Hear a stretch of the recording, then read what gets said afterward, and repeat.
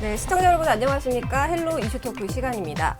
오늘은 양주시 교육지원청 신설과 관련한 이야기를 좀 나눠볼 건데요. 양주시가 인구가 많이 늘고 있습니다. 그런데 지금 아직도 동두천 양주교육지원청을 사용하고 있다라는 이유 때문에 학부모들이 많이 신설을 요구하고 있는데요. 오늘 자세한 얘기는 김민호 경기도 의원님과 배지훈 양주옥정 학부모님과 함께 나눠보도록 하겠습니다. 먼저 안녕하십니까? 네, 안녕하세요. 자, 먼저 저희가 뉴스 기사를 통해서 많이 저희 접하기도 하셨을 겁니다. 이 양주와 동두천 두 개시를 묶어서 한 개 교육지원청으로 운영하고 있는데 이 학생 수 빠르게 증가하고 있죠. 네, 지금은 그렇습니다. 어떤 상태인가요? 예, 우선 전체 인구를 볼 때요. 2013년 1월 기준으로 우리 양주시가 20만 명이 약간 넘었습니다. 네. 근데 지금 이제 2023년 후반 현 시점에서 27만을 바라보고 있죠. 네. 굉장히 증가를 했고요. 앞으로도 이 옥정, 회천, 신도시로 인해서 이 증가세는 계속될 것으로 보입니다. 그리고 올해 1월 기준으로 학생 수는 양주가 약 27,900명 정도고요. 동두천이 한 8,900명 정도입니다. 양주가 한 3배 이상의 숫자죠. 네, 많이 차이가 나네요. 네네. 학교 수는 또 지금 어떻게 되나요? 양주시 학교 수는 앞으로 개교 예정인 학교 포함해서 네. 67개교입니다. 아, 많은 새 또 학교가 개교 예정이네요.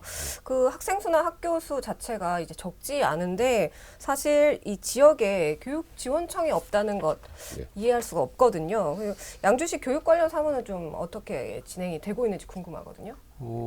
현재 양주시의 교육 사무 관리는 동두천시 지행동에 위치한 동두천 양주 교육지원청에서 담당하고 있습니다.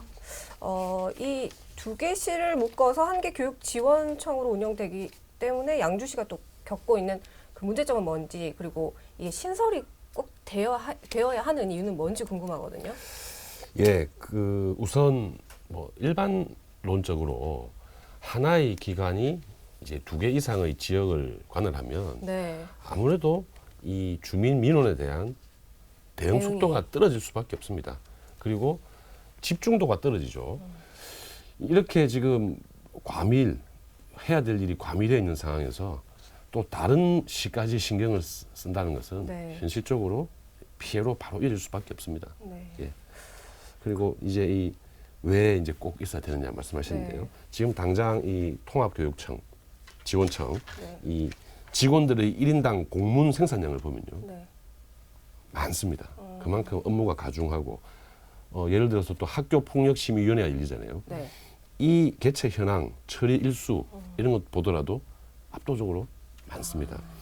그리고 인구가 증가하고 있지만 양주를 하더라도 지금 인구가 감소하고 있는 지역도 있습니다. 맞습니다. 그래서 이런 균형적인 문제도 신속히 대처하고 또 이 지역에 맞는 대책을 찾기 위해서는 반드시 양주만을 전담하는 지원청이 필요하다. 네, 예. 그렇습니다. 그 인구가 더 늘어날 예정인데다가 인구가 신도시 때문에 늘어나는 건 젊은 사람들이 이동을 그렇죠. 많이 한다는 네네. 얘기거든요. 그러면 아이들이 학교를 다니는 아이들이 더 늘어난다라고 볼 수 있는데 그 양주시 의회나 시의 분위기는 좀 어떤가요? 우선 교육지원청 신설 문제는 뭐 작년에 저희가 이제 대선도 있었고 지방선거도 있습니다만은 네. 사실 뭐 대통령의 공약이기도 했고요. 그러니까 필요성에 대해서는 뭐 그 누구도 반대하는 사람이 없습니다. 그래서 요즘 들어서 이제 이 가시화되면서 지금 시장님도 많은 관심을 가지고 계시고 우리 시의회 의원님들도 많은 관심을 가지고 지금 다음 주 토론회도 또 개최하죠. 네네. 그래서 이렇게 적극적인 움직임을 네. 계속해서 이제 보여주고 있습니다. 네. 아, 네. 그러면 저희도 뉴스 보도를 했는데 그동안 옥정 신도시하고 회천 신도시에 계획된 초중학교가 뭐 개교가 사실은 다 원래 학교도 들어오고 길도 닦이고 그러고 네네. 입주를 하셔야 되는데 네. 입주를 다 하시고 아이들이 오다 보니까 이렇게 먼 거리로 네네. 개교가 지연돼서 등하교를 하는 친구들이 많습니다. 그 입주민 자녀들이 불편을 많이 겪는 걸로 알고 있는데 현재 네. 어떤가요? 우선은 학교 신설이 적기에 이루어지지 않다 보니 입주민 자녀들이 원거리 통학을 하거나 네. 과밀 학급에 시달리는 등 큰 불편을 겪고 있습니다. 네, 과밀학급의 단점은 뭘까요? 과밀 학급의 단점이라면 우선은 학생 수가 많아지다 보니 네. 뭐 자리가 좁아진다거나 그다음에 이제 교육 그 학교 반들이 이제 사라지는 거죠. 네. 특성화반, 미술반이나 뭐 이런 교육할 수 있는 공간이 특화반이 이제 그게 반이 점점 늘어남에 따라서 7개 반을 10개로 늘릴 때는 그 반들이 다 사라지게 되는 것입니다. 그 여기에 이제 양주교육지원청, 양주만을 교육하는 그런 케어하는 그런 지원 교육청이 없기 때문에 학부모님 입장에서는 네. 사실 어떤 불편함이 있을까 궁금은 해요. 직접 사실 교육청 관리는 별로 없다 이렇게 생각하시거든요. 사실 한 가지 먼저 말씀을 드리자면 양주시 장흥 삼상초등학교에서 네. 교육청까지의 거리가 약 34km입니다. 교육지원청에서 이루어지는 학부모 대상 교육이 많은데 네. 거리가 멀어 참석을 못 하시는 분들, 그리고 교육청에서도 학교 현장의 목소리를 빠르게 담아내지 못하는 그렇죠. 그런 담아내지 못한다는 단점을 좀 느끼고 불편해하고 있습니다. 선생님들도 지원청으로 많이 가셔야 될 일이 있으실 텐데 거리가 네. 그 정도면 장흥에서 그 정도면 서울을 나가는 게 네, 네. 더 빠를 정도네요. 그러면 이 양주교육청 시설이 사실은 입소문이 많이 나야 된다라고 하고 있는데 학부모님들 보니까 양주시장님하고 면담도 하시고 의원님하고도 뭐 캠페인도 하시고 하시던데 어떤 노력을 하고 계시나요? 저희 학부모에서는 대다수의 학부모에서는 분리신설 촉구에 대한 서명운동을 기본적으로 좀 진행을 하고 있고요. 특히 이번에 양주 고등권역에서는 네. 분리신설을 촉구하는 캠페인 활동도 진행했다고 들었습니다. 네. 그 봤더니 학부모님들 원래 온라인 서명이 제가 9월부터 지난달 이달 초까지는 거의 9,000대였거든요. 근데 네. 학부모님들이 오프라인 활동을 하면서 5,000명 정도 확 늘더라고요. 되게 1, 2주 만에. 그래서 많은 분들이 이제 노력하고 계신다라는 생각이 들고요. 의원님, 그 양주교육청을 신설하게 되면 이제 단점을 지금 현재 불편한 점 말씀해 예. 주셨는데 네. 가장 기대하는 부분이 있을까요? 예, 아까 말씀드린 것처럼 전반적으로 이제 집중할 수 있다는 것이죠. 집중을 할 수 있으면 아무래도 학부모님들이 이렇게 희망하고 학교에서 희망하는 일들이 네. 속도가 빨라질 수밖에 없고요. 제가 의원 생활을 하면서 이 양주 곳곳을 많이 다녔습니다. 뭐 군소음 피해 지역도 있습니다. 네. 또 신도시에는 굉장히 생소한 말일 수 있는데요. 여러 가지 지금 형평에 맞지 않고 수준의 격차가 또 벌어지는 문제가 발생하기 때문에 이 사실 양주 하나를 통과하지만 또 다른 느낌의 이제 업무죠. 네. 그래서 이 지역적 개별 특성에 맞출 수 있다는 것이 가장 큰 이제 기대고요. 또 제가 개인적으로 또 선거 때도 제가 말씀을 많이 드렸는데 신도시를 자꾸 바라보니까 또 기존 구도심이 소외됩니다. 네, 맞습니다. 근데 문제는 제가 이렇게 보니까 구도심에 열악한 형편에 있는 또 우리 학생도 많이 있거든요.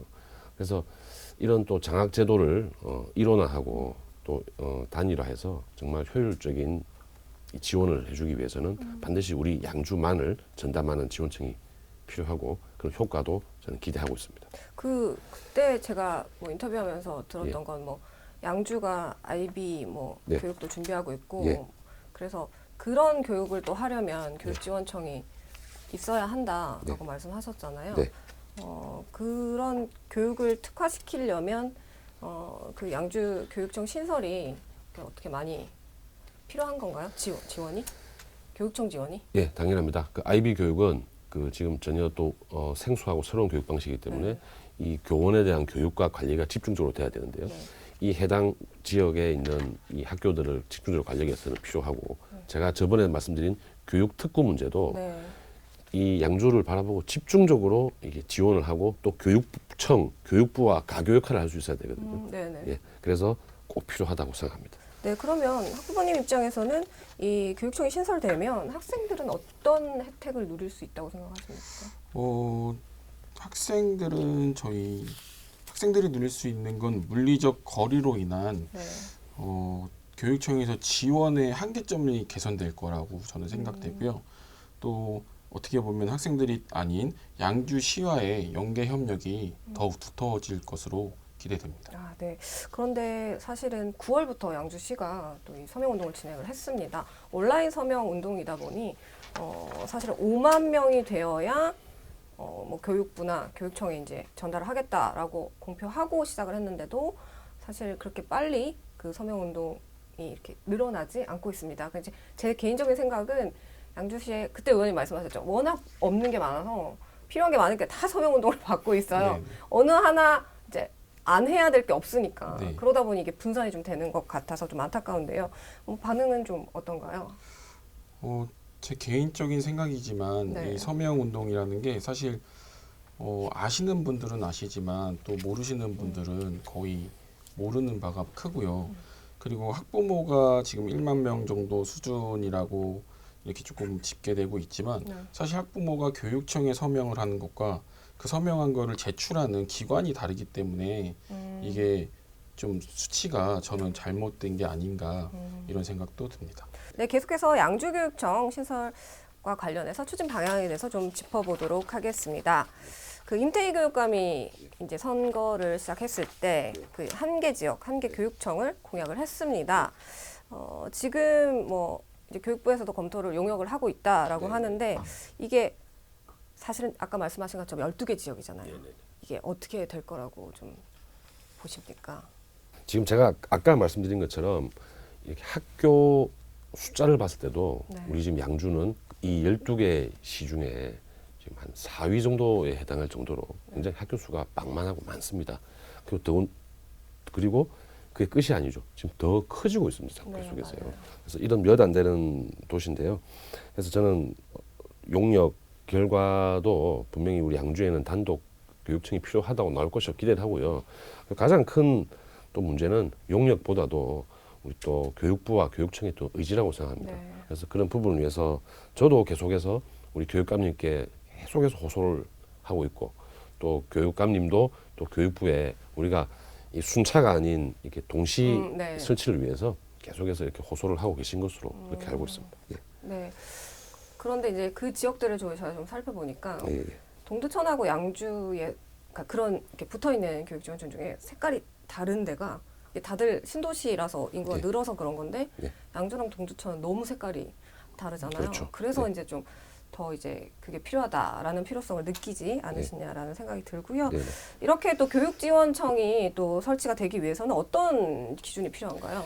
예, 교육지원청은 그 지방교육자치에 관한 법률에 의해서 이제 설치가 되고요. 그 법률 시행령에 네. 이 편성이 되어 있습니다. 그래서 이를 위해서는 당연히 이렇게 시행령 개정이 필요한 상황이고요. 그 조건은요. 네. 일단 한 개 또는 두 개 이상의 시에 둘 수 있습니다. 네. 예, 둘 수 있는데 인구가 15만 명 이상이고 네. 학생 수가 2만 명 이상인 자치단체는 네. 3개의 과, 2개의 센터로 구성된 비교적 큰 교육지원청을 설치할 수 있는 것이죠. 예. 그러면 이렇게 말씀하신 것처럼 교육지원청 설치 기준에는 딱 부합이 되고 그럼요. 네네. 그런데 지금 가장 큰 걸림돌은 뭐라고 생각하시나요? 예, 그 최초의 교육부가 예. 중앙에서 바라볼 때 대한민국 전체의 학생 수는 감소하는데 네. 이렇게 특정 지역이 증가한다고 해서 새로운 조직을 신설하고 인원을 배치하는 것이 맞느냐 하는 굉장히 회의가 있었습니다. 네. 그래서 그건 많이 지금 완화가 돼서 결국 용역을 하고 있는 것인데 네. 근데 우리가 또 거쳐야 할 것이 또 기재부입니다. 예, 기재부에서도 이런 생각을 변화를 해야 되는데 네. 중앙에서 바라보는 것과 네. 이 현장에서 느끼는 건 많이 차이가 나요. 네네. 그래서 아직까지도 기재부에서는 전체적인 인구는 줄고 학생 수는 줄어드는데 그렇죠. 이 특정 지역에 또 새로운 설립하고. 시설을 설립하기 위해서 예산을 편성해야 되느냐 하는 이런 이제 생각이 지금 가장 큰 걸림돌입니다. 네, 돈을 이제 써야 되는 사람은 보수적일 수밖에 그렇죠. 없죠. 예, 예. 그러면 그 말씀하신 것처럼 이 교육청 지원청 신설에 대략적인 어느 정도의 비용이 들어가나요? 아직 뭐 구체적인 수치를 저희가 이제 산정하지 않았지만 네. 이제 부지를 제외하고 계략적으로 한 400억 원 이상이 들 것으로 보이고요. 네. 교육지원청에 들어갈 이제 공무원 수는 한 120명 이상으로 보고 있는데, 네. 근데 다만 이 공무원을 지금 새로 뽑는 게 아니죠. 네. 기존에 있던 통합 예, 그렇죠. 지원청에서 네. 또 분리를 시켜야 되는 문제이기 때문에 그 문제는 어느 정도의 신규 인원을 배치하느냐는 또 추후에 이제 분리가 될 때 동료청과 협의를 해야 될 문제라고 생각합니다. 네, 그렇죠. 예. 지금 양주 업무를 맡고 계신 분들이 예, 예. 있으실 테니까요. 예. 근데 사실은 이걸 분리를 할 때 예. 동두천 그 분들의 의견, 입장도 있을 것 같거든요. 네네네. 뭐 좋을 수도 있죠. 네네. 네, 집중해 주실 수 있으니까. 그런데 어떨까요?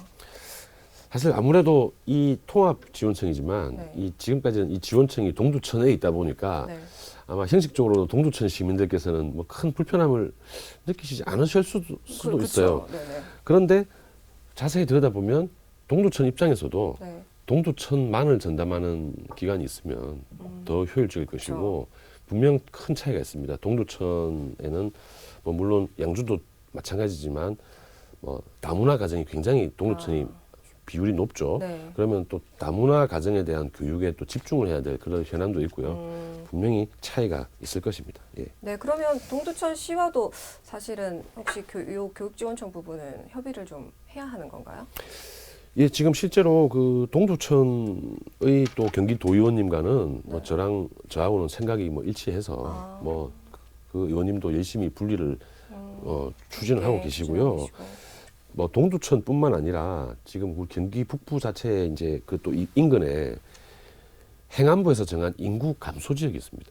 그 또 근처에 있는 연천과 또 가평인데요. 네네. 여기는 지금 굉장히 지금 위험하다고 보고 있는 지역입니다. 그래서 이 동두천뿐만 아니라 이렇게 주변의 인구가 급격하게 감소하는 이런 지역에 대해서는 우리가 함께 어떻게 해야 될 것인지를 우리 교육청뿐만 아니라 이 경기도와 대한민국이 고민을 해야 될 그런 문제이고요. 그러네요. 분명히 그곳에 학생이 있습니다. 지금 네. 수가 적어서 그렇지. 그러면 그 학생들에 대한 교육까지 어떻게 해야 할지를 우리가 함께 논의해야 될, 지속적으로 논의해야 될 문제라고 생각합니다.